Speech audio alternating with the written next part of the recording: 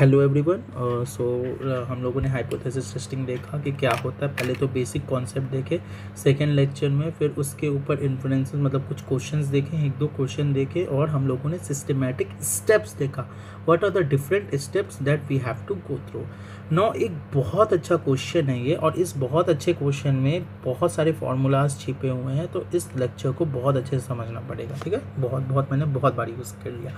चलिए, क्या है कि हम लोगों ने एक सैंपल लिया 80 रैंडम एम्प्लॉयज़ का एक सैंपल लिया। ठीक है, उस जिनकी एज 30 से 40 के बीच में थी, है ना। और हम लोगों ने देखा कि 80 में से 23 बंदे एक्सरसाइज करते थे। ठीक है, जो कि मतलब एटलीस्ट 3 टाइम्स अ वीक। ठीक है, तो एक्सरसाइज करते थे। ठीक है, 3 टाइम्स अ वीक। तो ये जो थे ये एम्प्लॉय जो ऑफिस में एक्सरसाइज करते थे, और रिमेनिंग 57 में से 6 तुम्हारे आपके एल्सवेयर कहीं ना कहीं एक्सरसाइज करते थे, और ये 51 बिल्कुल नॉन एक्सरसाइज वाले थे। ठीक है, अब हम लोग चेक क्या करना चाहते हैं कि जो एक्सरसाइज करते हैं, एक्सरसाइज कौन कौन करते हैं। ये 23 मतलब ऑफिस के इक्विपमेंट्स वगैरह यूज़ करते हैं, जो जिम रहता है ये, और 6 कहीं करते थे, तो 23 + 6 29 हो गया। 29 आपका जिम यूज़ कर, एंड 51 जो है आपका ये यूज़ अब नॉन एक्सरसाइजर है। हम लोग को ये कंपेयर करना है, हम लोगों को एक कंपनी मतलब ये कंपेयर मतलब जानना चाहती है कि क्या जो एक्सरसाइजर वाले हैं वो नॉन एक्सरसाइजर्स को आउट परफॉर्म करते हैं कि नहीं। वो मेजर ऑफ द कंपनी है, वो जानना चाह रही है। ठीक है, ये जानना चाह रही है। तो H1 है कि हाइपोथेसिस के exercises out perform the non exercises, and H0 है कि exercises do not perform the non exercises ना, आपका नल हाइपोथेसिस हो गया। ठीक है, ये कंपनी इंटरेस्टेड है ये जानने में, अगर देखना पड़ेगा कि वह सिग्निफिकेंटली वैलिड है कि नहीं है। मैंने क्या बताया था, सबसे पहले हम लोगों ने इसको सेट किया, इंग्लिश में सेट किया। ठीक है, problem understanding, second step English में सेट किया, थर्ड स्टैटिस्टिकल टर्म में अपन सेट करेंगे।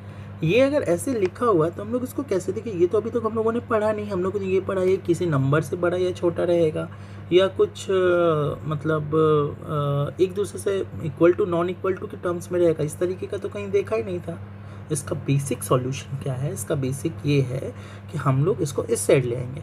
Mu of exercises minus mu of non exercises will be greater than 0, and mu of exercises minus mu of non exercises with less than equal to 0, that will be our H1 and H0। ऐसा ही करते हैं अपन।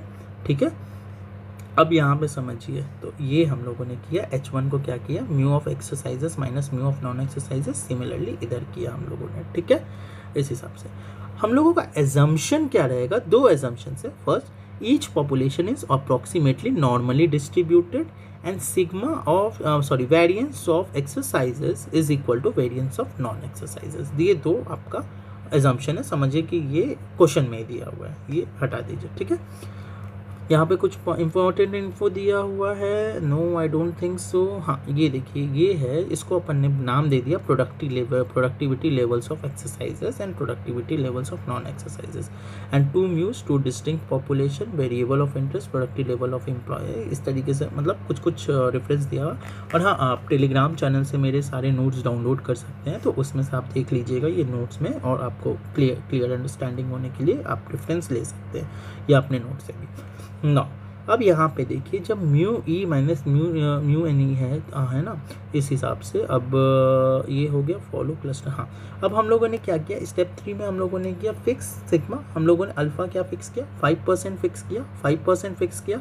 अब हम लोगों को क्या generate करना है, हम लोगों को करना है एविडेंस जनरेट करना है, एविडेंस जनरेट करना है। एविडेंस में हम लोग क्या करेंगे, what is the parameter of interest, that is the difference of means mu E minus mu N E, है ना। ये हम लोगों का पैरामीटर ऑफ इंटरेस्ट है। तो पैरामीटर ऑफ इंटरेस्ट क्या हो गया, डिफरेंस ऑफ मीन्स हो गया। देखिए, जब एक नॉर्मल 1 रहता था, अगर हम लोग का 1 म्यू रहता था, तो हम लोग Tn-1 कैसे कैलकुलेट कर लेते थे, Tn-1 कहते थे कि भाई x बार माइनस, वो एक फॉर्मूला था ना हम लोग का, x bar minus mu upon divided by S upon root under N, इस तरीके से कुछ फॉर्मूला था जिस एक बार देख लीजिएगा। तो ये म्यू ही हम लोग कैलकुलेट कर लेते थे। बट यहाँ पे क्या है, यहाँ पे तो दो कंडीशन है, दो दिया हुआ डिफरेंस ऑफ मीन्स है। तो डिफरेंस ऑफ मीन्स का मतलब ये नहीं कि हम लोग बस इसको डिफरेंस कर देंगे, इसका कुछ पर्टिकुलर क्राइटेरिया भी आएगा। देखिए कैसे करना है। ये क्या आप लोग को ज़्यादा इजी रहेगा, क्या मैं पूरा फॉर्मूला बताऊँ कि स्टेप बाय स्टेप बताऊँ, वो ज़्यादा सही है। जल्दी मैं स्टेप बाय स्टेप बताता हूँ। ये क्या होगा कि पहले हम लोग को पी वैल्यू, देखो हम लोग का इंटेंशन क्या, पी वैल्यू कैलकुलेट करना। उससे मैं टाइप 1 एरर से के पी वैल्यू मतलब 0.05 से मैं कैलकुलेट वो कंपेयर करूँगा इस पी वैल्यू को। तो अगर ये मेरा लेस देन टाइप 1 एरर 0.05 है तो इसका मतलब क्या हुआ, इसका मतलब दैट इज स्टैटिस्टिकली सिग्निफिकेंट। तो इसका मतलब नॉन एक्सरसाइज मेरा H1 नल अल्टरनेट हाइपोथेसिस प्रूफ हो जाएगा। ठीक है, अब वो हमको करना है। ये चीज़ क्या होता है, ये एक्चुअली जो हम लोग यहाँ पे लिखे हैं वो होता है estimate minus parameter, estimate minus parameter divided by standard error होता है, स्टैंडर्ड एरर होता है। तो देखिए यहाँ पे बेसिकली हम लोग को समझना बहुत ये चीज़ है कि ये जब है estimate minus parameter upon standard error, सारा खेल यहाँ से शुरू होता है। स्टैंडर्ड एरर, जब आपको स्टैंडर्ड एरर कैलकुलेट करना है ना, तो आपका ये चीज़ आता है सिग्मा स्क्वायर, ये बस फॉर्मूला देखते जाइए, सिग्मा स्क्वायर अपॉन एक्सरसाइजर मतलब नंबर ऑफ एक्सरसाइजर मतलब इनटू नंबर ऑफ नॉन एक्सरसाइजर्स। यहाँ पे मैं ऐसे लिख देता हूँ, नंबर ऑफ नॉन एक्सरसाइजर्स, ये होता है। अब सिग्मा आपका पॉपुलेशन के लिए दिया नहीं हुआ है, क्या सिग्मा आपका पॉपुलेशन के लिए दिया हुआ है? नो, नहीं दिया हुआ है। तो हम लोग यहाँ पे निकालते हैं एक फॉर्मूला से आपका वेटेड एवरेज ऑफ मतलब सैंपल मीन का सैंपल का आपका एक एस निकालते हैं, स्टैंडर्ड डेविएशन। जो सिग्मा आपका स्टैंडर्ड डेविएशन पॉपुलेशन का जब नहीं दिया हुआ है, सिग्मा आपका नहीं दिया हुआ है, तो हम लोग एस निकालते हैं सैंपल से। और ये जो हम लोग एस निकालने वाले हैं सैंपल से, वो आपका फर्दर डिवाइडेड है S E and S P में, मतलब एस ई मतलब एक्सरसाइजर्स एंड नॉन एक्सरसाइजर्स में। तो हम लोग इसीलिए इसका वेटेड एवरेज लेते हैं और उसको हम लोगों ने टर्मिनोलॉजी में डाल दिया एस पी फॉर्म। ठीक है, समझ गए आप? हम लोगों को देखिए यहाँ पे ये चीज़ पर्टिकुलर चीज़ चाहिए थी, तो यहाँ पे हम लोगों के पास ये नहीं है सिग्मा, तो हम लोग इसके लिए एस ले रहे हैं, लेकिन ये फर्दर एस ई और एस एन ई में है, तो हम लोग इसके लिए वेटेड एवरेज एस पी ले रहे हैं, बस खत्म बात। अब एस पी कैसे कैलकुलेट करते हैं? एस पी का एकदम बहुत सिंपल फॉर्मूला है, S P square is equal to S E N E minus number of exercises -1 फिर नंबर ऑफ नॉन एक्सरसाइजेस -1, इस तरीके से करके आपको लेना है ना। तो ये आपको एग्जैक्टली समझ में आ गया क्या है। अब हम लोगों ने क्या किया, एस पी यहाँ से निकल गया, ये जो एस पी निकला है, अब हम लोग क्या करें, अब ये क्या चीज़ थी, यही वाला फॉर्मूला है आपका, ये वापस से हम लोग इस फॉर्मूला में आ गए। ये जो एस्टीमेट माइनस पैरामीटर, एस्टीमेट यहाँ पे लिख देता हूँ मैं, estimate minus parameter upon standard error के लिए अब हम लोग निकाल चुके स्टैंडर्ड एरर, तो x E minus x N E, और ये हम लोगों ने ज़ीरो लिया। ये हम लोगों ने ज़ीरो क्यों लिया? क्योंकि ये बाउंड्री कंडीशन थी, mu E minus mu N E is equal to 0, boundary condition थी वहाँ पे। अगर वहाँ पे जैसे हम लोग ये ना लेके वो हम लोग 5.4 ले लेते या 3 ले लेते या 2 ले लेते कि उससे ग्रेटर होगा, तो वो आ जाता, उस हिसाब से हम लोग काम करते। लेकिन अभी वो चीज़ नहीं है नाउ, तो अब ये 0 हो गया। अब ये चीज़ मैंने क्या बताया, ये हो गया सिग्मा, यहाँ होना चाहिए था sigma square N E plus sigma square N E, है ना, ये मैंने बताया आपको। लेकिन क्या हुआ कि हम लोगों के पास सिग्मा नहीं है, तो इसीलिए हम लोग इसको रिप्लेस करें एस पी स्क्वायर से, और एस पी स्क्वायर यहाँ पे एस पी कॉमन आ गया, तो ये चीज़ हम लोगों का फाइनली आउटपुट आया। अब ये जो फाइनल आउटपुट आया, ये क्या हो गया, इससे हम लोग मतलब ये एक्सेल की वैल्यू सर दिए रहेंगे, T test 2 sample test 2 sample assuming 1 second assuming equal variance 2 sample assuming equal variance. अब ये जो पूल्ड वेरिएंस है ना एस पी की, आप जब वैल्यू कैलकुलेट करेंगे तो 24.096 आएगी। एंड टी स्टैट से जब हम ये वाली चीज़ हम लोग की क्या हो गई, 0 हो गई। ये वाली चीज़ आपकी जो एस पी की वैल्यू थी, मतलब सब कैलकुलेट कीजिएगा तो टी स्टैट आ जाएगा 2.38673। जब आपका ये सर ने एक्सेल से सारा कैलकुलेट कराया था जो भी है क्लास में, अब ये देंगे नहीं, हो सकता है डायरेक्ट वैल्यू दे दे। अब जब आप पी वैल्यू, जब आपकी टी स्टैट की वैल्यू ये आ गई तो ये टी डिस्ट की वैल्यू आप इसमें डालेंगे, टी डिस्ट 2.38 कॉमा 78 आपका ये नंबर ऑफ सैम्पल्स -179 था ना शायद, -2 करेंगे है ना। और इस तरीके से जब आप ये डालेंगे तो पी वैल्यू आपकी 1 टेल टेस्ट था, मैंने पहले ही बताया था। जब ये 1 टेल टेस्ट हुआ तो पी वैल्यू आपकी आई 0.009, और ये क्या है 0.009 लेस देन है 0, मतलब लेस देन है आपका अल्फा विच इज़ 5%। तो our claim is statistically significant, alternate hypothesis is statistically significant, we can say. Simplified way में एक ले जाता हूँ, एकदम आप ज़्यादा मत सोच, ज़्यादा वो टेंशन का लेने की बात नहीं है, कुछ नहीं है। ये हमारा क्वेश्चन था प्रॉपर। इसमें क्या था कि ये जो 80 में से 23 लोग हैं एक्सरसाइज कर रहे थे कंपनी में, 57 में से 6 लोग बाहर एक्सरसाइज कर रहे थे और 51 लोग कहीं और मतलब एक्सरसाइज नहीं कर रहे थे। कंपनी टेस्ट करना चाहती थी कि आपका जो एक्सरसाइज करते हैं वो आउट परफॉर्मेंस देते हैं, और जो एक्सरसाइज नहीं करते वो आउट परफॉर्मेंस नहीं देते हैं। सिंपली इसको मैंने स्टैटिस्टिकल टर्म्स में लिख दिया है ना।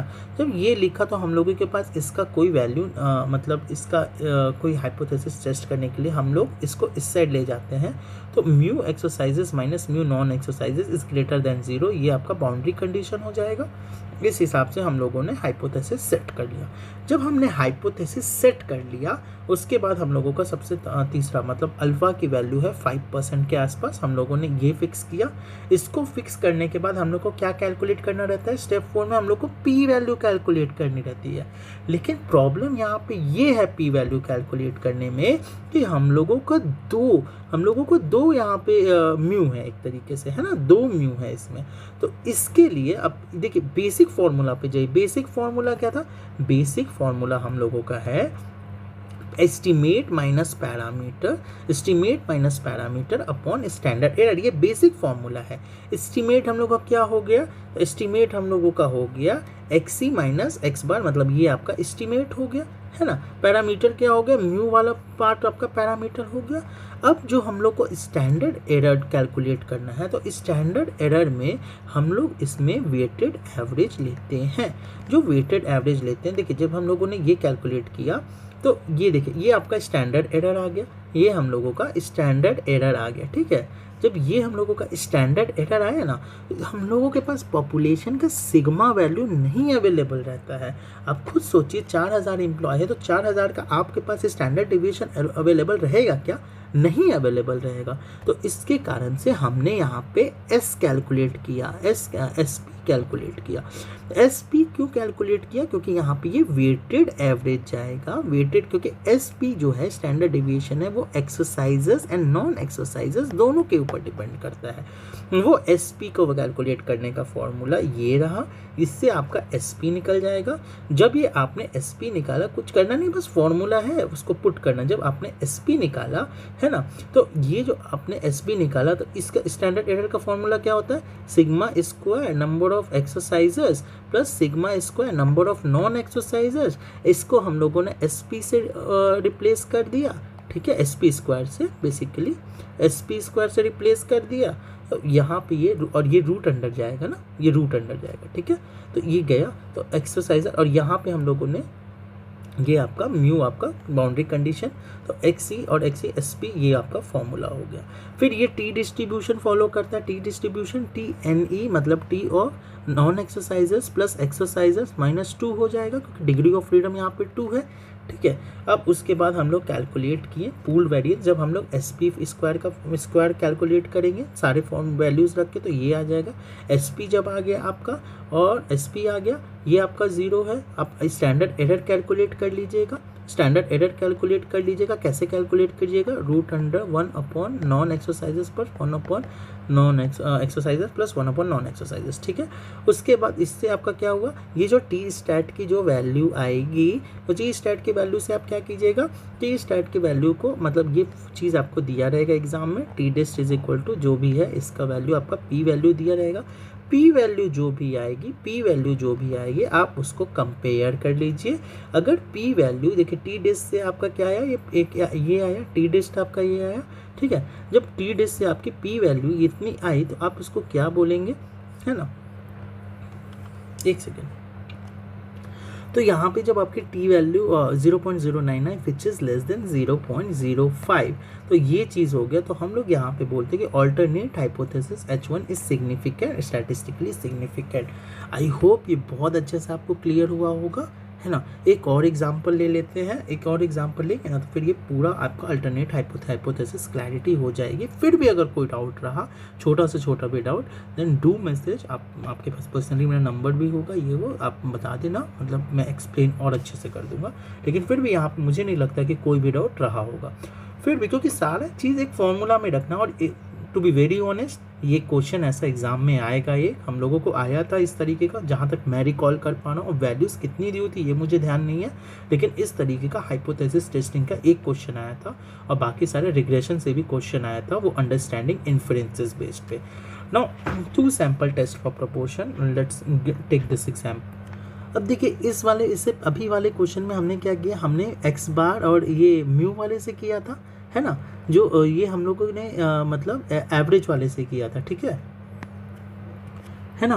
वो था sample mean and population mean. अब इस क्वेश्चन में हम लोग प्रोपोर्शन के लिए देखेंगे, मतलब पप्पा वाले sample proportion, sample population P and P hat के लिए देखना चाह रहे हैं, ठीक है। तो 2 तरीके के क्वेश्चन हो जाएंगे, तो आपके कॉन्फिडेंस इंटरवल पढ़ ही रहे हैं, कॉन्फिडेंस भी इंप्रूव हो जाएगा, है ना। नो इस क्वेश्चन को ध्यान से समझिएगा। 2 sample test for proportions. No ये 300 के सैंपल लिया गया, उसके ऊपर मतलब उसके ऊपर सर्वे किया गया, तो फाइंड आउट किया गया कि 50% लोग प्रोडक्ट लाइक करते हैं, है ना, तो 50% नॉन लाइक करते हैं। अब उसके बाद उन्होंने एक कैंपेन चलाया, उसके 4 महीने बाद पता चला फिर से 500 के ऊपर उन्होंने सर्वे किया। पहले 300 पे किया था, 500 पे किया। अब पता चला कि 55% लोग प्रोडक्ट लाइक करते हैं। अब हम लोग को फाइंड आउट करना है कि कैंपेन का असर रहा कि नहीं रहा। तो H1 is the celebration is like, तो हाँ, तो उन्होंने ऐसा था कि वो लोग सेलिब्रेट किए थे ये वो वगैरह वगैरह। तो समवन सेड कि सेलिब्रेशन तो जायज़ नहीं है, वो सही नहीं है ना। तो मतलब कहने का मतलब था whether the campaign is successful. तो एंड इस तरीके से H1 एंड H0 देख लेते हैं, वो ज़्यादा क्लियर हो जाएगा। H1 क्या है, H1 बोल रहा है कि P of A is greater than P of B in the sense proportion of people liking the product after campaign is more than before. proportion of, ये after के लिए, A मैंने यूज़ किया after के लिए, B मैंने use किया before के लिए। तो proportion of people liking the product after the campaign is greater than proportion of product मतलब before, है ना। तो PA माइनस PB आपका क्या हो जाएगा, 0। सिमिलरली H0 हो गया, PA minus PB is equal to 0 हो जाएगा, ठीक है। मतलब आप समझ, इसमें ग्रेटर देन 0 और इक्वल टू 0 वाला कॉन्सेप्ट है, ठीक है। नाउ हम लोगों ने अल्फ़ा यहाँ पे फिक्स किया 5% हमने अल्फ़ा फिक्स किया। जब हम यहाँ 5% अल्फ़ा फिक्स कर रहे हैं, अब हम लोग को क्या करना है, एविडेंस जनरेट करना है। वापस से सेम कहानी घिसी पिटी, बार बार वही चीज़ आ रहा है। जब आपको वापस से डिफरेंस ऑफ, यहाँ पे हम लोग को प्रोपोर्शन कैलकुलेट करना है। डिफरेंस ऑफ, अब यहाँ पे क्या होता था, फॉर्मूला आपका बेसिक फॉर्मूला, आप एकदम ध्यान दीजिए, बेसिक फॉर्मूला ये हो गया। पहले हम लोग पैरामीटर लेंगे, मतलब प्रोपोर्शन लेंगे, माइनस पैरामीटर वो पप्पा जी को लेंगे, डिवाइडेड बाय स्टैंडर्ड एरर लेंगे, यही हम लोग को लगाना है। अब क्योंकि यहाँ पे डिफरेंस वाला सिनेरियो है, तो वापस से हमको पी हैट हो जाएगा आपका, पी बार माइनस ये हो जाएगा, पी हो जाएगा, है ना, पी हो जाएगा आपका PA माइनस PB हो जाएगा, और ये हो जाएगा आपका स्टैंडर्ड एरर हो जाएगा। अब ये हम लोग वापस से कैलकुलेट करेंगे तो थोड़ा सा लंबा चौड़ा फॉर्मूला आएगा, वो फॉर्मूले में आप फिर कंफ्यूज करेंगे, लेकिन कंफ्यूजन की कोई बात है नहीं। अब यहाँ पे PA माइनस PB बार करेंगे तो ये PA माइनस PB आपका 0.5 आया, ठीक है। आई थिंक ये कुछ और होगा, लेकिन मैंने कहीं कुछ 0.05 ही किया। अच्छा हाँ, ये PA बार पहले कितना था, 55% था, और फिर मतलब 0.055%, क्योंकि वो रेशियो ही है ना, और ये 5% मतलब 50%, तो ये हो गया 0.05, तो इसीलिए सही है, ठीक है, प्रोपोर्शन। ठीक है, अब ये समझ लिए आप, ये हो गया, ये चीज़ आपकी वापस से ज़ीरो हो जाएगी, ये ज़ीरो हो जाएगी। बाउंड्री कंडीशन, फिर यहाँ पे स्टैंडर्ड एरर आपको कैलकुलेट करना है। अब यहीं पे स्टैंडर्ड एरर में आपको पापड़ बेलने होते हैं। जो स्टैंडर्ड एरर है वो आपका क्या हो जाएगा, वो आपका हो जाएगा ये वाली चीज़ हो जाएगी। ये देखिए, मैं डायरेक्ट फार्मूला बता दूँ क्या, वो ज़्यादा बेटर रहेगा। ठीक है, ये देखिए, ये हो जाएगा आपका स्टैंडर्ड एरर हो जाएगा यहाँ पे root under P P minus P P upon 1 n of a, like after, number of before. P P और पी बी क्या है, पीपी हम लोग कैलकुलेट करते हैं। जैसे वहाँ पे एसपी कैलकुलेट करते थे, यहाँ पे क्या करेंगे, पीपी कैलकुलेट करेंगे। और पीपी का फॉर्मूला बता देता हूँ, पीपी हम लोग इस फॉर्मूला से कैलकुलेट करेंगे। समझ रहे हैं ना आप, कुछ नहीं करना है। यहाँ पे स्टैंडर्ड एरर हम लोगों को रखना था, यहाँ पे स्टैंडर्ड एरर रखना था। तो यहाँ पे सिर्फ हम लोगों को फॉर्मूला रखना है और कुछ नहीं है। ये इसका फॉर्मूला आप देखिए, डायरेक्टली इससे रिलेट कर दीजिए। ये जो चीज़ है, मैं स्क्रॉल कर रहा हूँ नीचे, ठीक है, ये जो चीज़ है ये यहाँ पे ये हो गया। ठीक है, ये फॉर्मूला है, इसमें हम लोगों को पीपी की वैल्यू रखनी है और पीपी की वैल्यू ये होती है NA hat plus NB PB hat upon NA plus NB। ये हम लोग रख के स्टैंडर्ड एरर कैलकुलेट कर लिए। PA माइनस PP तो 0.05 था। ये जब आपने कैलकुलेट किया तो ये किस चीज़ की वैल्यू आ रही है, ये वैल्यू किस चीज़ की रही है, ये वैल्यू आपकी आ रही है Z की, Z की। जब ये आपकी वैल्यू Z की आ रही है ना, फॉलो Z डिस्ट्रीब्यूशन, ये जब आपकी वैल्यू Z की आ रही है, आपकी वैल्यू Z की आ गई, जैसे 1.37 आ गई, आपने लगाया नॉर्म्स डिस्ट लगा, ये वैल्यू दी रहेगी, है ना, 1 माइनस नॉर्म डिस्ट। अब ये जब आपकी वैल्यू दी रहेगी, आपकी जो वैल्यू है वो क्या हुई, इस केस में इस ग्रेटर आ गई थी। एक्चुअली जैसे अल्फ़ा क्या था, 0.05 था, तो मान के चलिए ये 0.8 या 0.9 इस तरीके से कुछ आ गया था वैल्यू, है ना। तो इसीलिए जो वो लोग जो पार्टी कर रहे थे वो बिना किसी रीज़न के कर रहे थे, पार्टी करने का कोई मकसद नहीं था। इसका मतलब ये हुआ कि जो उन्होंने कैंपेन किया था 6 महीने में, कैंपेन किया था 4 महीने में, उसका कोई रिजल्ट नहीं मिला, मतलब उसका कोई रिजल्ट नहीं मिला। और ये जो 50 और 55% जो इनका ये जो आ रहा है डिफरेंस, है ना, मे बी सम एरर होगा, मे बी समथिंग कुछ भी इश्यूज हो सकते हैं, लेकिन it's not like that they should celebrate कि नहीं, मतलब हो सकता है कि हम लोगों ने बहुत अच्छा परफॉर्म किया या परफॉर्मेंस इम्प्रूव हो। ठीक है, तो ये आपका पूरा का पूरा लेक्चर हुआ हाइपोथेसिस टेस्टिंग पे। इन अ नटशेल मैं आपको तीनों मतलब ये बता दे रहा हूँ कि हम लोगों ने अभी तक किया क्या क्या है ना, हाइपोथेसिस टेस्टिंग पे। इस हाइपोथेसिस टेस्टिंग बहुत इंपॉर्टेंट है आप लोग के लिए। हम लोग सबसे पहले गए थे हाइपोथेसिस टेस्टिंग में, सॉरी बहुत कर लिया लगता है, नहीं, देखिए हम लोग सबसे पहले गए थे हाइपोथेसिस टेस्टिंग में। तो ये अल्टरनेट और H1 H0 ये सब बेसिक हम लोग डेफिनेशन पढ़े थे। बेसिक डेफिनेशन के बाद हम लोगों ने 3 सैंपल लिया था, 3 है ना, 3 सिनेरियो लिया था। 3 सिनेरियो में सारा हम लोग हाइपोथेसिस समझे थे। उस 3 सिनेरियो के बाद हम लोगों ने ये वाला चार्ट देखा था, कब हम लोगों को क्या डिसीजन लेना चाहिए, क्या सही है क्या गलत है। इसमें लव एग्जाम्पल भी दिया था मैंने। वो एग्जाम्पल देने के बाद फिर हम लोग नॉर्मली स्टैटिस्टिकल पावर देखे थे, व्हाट इज स्टैटिस्टिकल पावर, और किस 3 फैक्टर पे वो डिपेंड रहता है। वो अल्फ़ा पे डिपेंड रहता है ना, अल्फ़ा पे डिपेंड रहता है, नंबर ऑफ n पे डिपेंड रहता है, इफेक्ट साइज पे डिपेंड रहता है ना।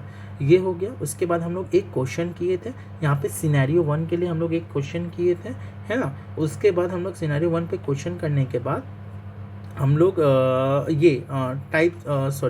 हम लोग हाइपोथेसिस टेस्टिंग के स्टेप्स देखे थे कि study the problem, frame the hypothesis, then fix the alpha, generate evidence, look if it is in the direction और not, if it is in the direction then find p value.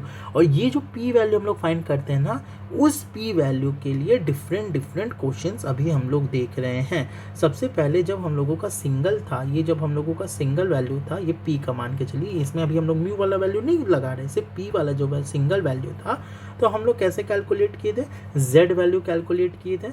जब हम लोग Z value calculate किए थे, 4 question है, आप समझ रहे हैं ना, हम लोगों ने 4 टोटल क्वेश्चंस देखा, एक नॉर्मल पॉपुलेशन के लिए है ना, एक आपका म्यूक वाले के लिए, एक हो गया आपका जब दो पॉपुलेशन मतलब पैरामीटर्स वगैरह वो सब्ट्रैक्ट हो रहा है, P1 माइनस P2 वाले के लिए, एक μ1 माइनस μ2 वाले के लिए। 4 तरीके का क्वेश्चन देखा। पहले हम लोग प्रोपोर्शन वाले, पॉपुलेशन प्रोपोर्शन वाले के लिए देखे, है ना। तो इसमें हम लोगों ने किया, पहले कैलकुलेट किया जेड वैल्यू, जो फिर नॉर्म डिस्ट लगाया, नॉर्म डिस्ट से जो वैल्यू आया उसको हम लोगों ने चेक किया, इससे हम लोगों ने रिलेट किया पी ज़्यादा है कि कम है। सेकेंड वाला हम लोगों ने देखा म्यू के लिए, हम लोगों ने देखा आई थिंक म्यू के लिए हम लोगों ने स्किप कर दिया गया, ठीक है, मतलब म्यू के लिए आप समझ गए ना, सिमिलरली म्यू के लिए भी हो जाता है। थर्ड हम लोगों ने देखा म्यू एक्सरसाइजर्स के लिए, म्यू माइनस एक्सरसाइजर्स के लिए। जब हम लोगों ने ये देखा तो हम लोगों ने कहा कि जो ये जो basic formula estimate minus parameter upon standard error, इसी में हम लोगों को स्टैंडर्ड एरर कैलकुलेट करने के लिए ये यूज़ करना पड़ेगा, इसमें SP क्या करते हैं, SP निकालने के लिए हम लोग ये फार्मूला यूज़ करते हैं, बस सिंपल है, फार्मूला बस लगाना है, स्टैंडर्ड एरर इसमें निकाला। सिमिलरली हम लोग चौथा देखें पॉपुलेशन पैरामीटर वाला, हम लोगों ने देखा पॉपुलेशन पैरामीटर मतलब ये प्रोपोर्शन वाला चीज़ देखा, हम लोगों ने प्रोपोर्शन वाला चीज़ देखा। जब प्रोपोर्शन वाला चीज़ देखा तो हम लोगों ने क्या कहा, हम लोगों ने ये वाला देखा कि फॉर्मूला सेम है, PA माइनस PB, मतलब आपका ये सेम रहेगा। अभी स्टैंडर्ड एरर निकालने के लिए हम लोगों को ये फॉर्मूला हो गया, स्टैंडर्ड एरर का फॉर्मूला ये हो गया, और इसमें जो PP की वैल्यू है वो निकालने के लिए हम लोग ये पर्टिकुलर चीज़ यूज़ करते हैं, ठीक है। तो ये रहा आपका ओवरऑल वैल्यू, और कैसे मतलब हम लोग यहाँ पे कैलकुलेट कर रहे हैं अल्टरनेट हाइपोथेसिस, नल हाइपोथेसिस, हम लोग कैसे किसी को स्टैटिस्टिकली सिग्निफिकेंट बता रहे हैं, नॉन सिग्निफिकेंट बता रहे हैं। ये सब मुझे श्योर है कि आप लोगों को ये लेक्चर्स सारे मतलब हाइपोथेसिस टेस्टिंग कई बहुत पसंद आए होंगे, और क्लैरिटी भी हो गई होगी, है ना, क्योंकि सारे फॉर्मूले बेस्ड हैं और ये सब। फिर भी अगर कोई डाउट हो तो आप ज़रूर पूछिए, ज़रूर कमेंट कीजिए, या मेरे को पर्सनल मैसेज भी कीजिए, I will be available for you like to clear any doubt and all that. So all the best and God bless you all.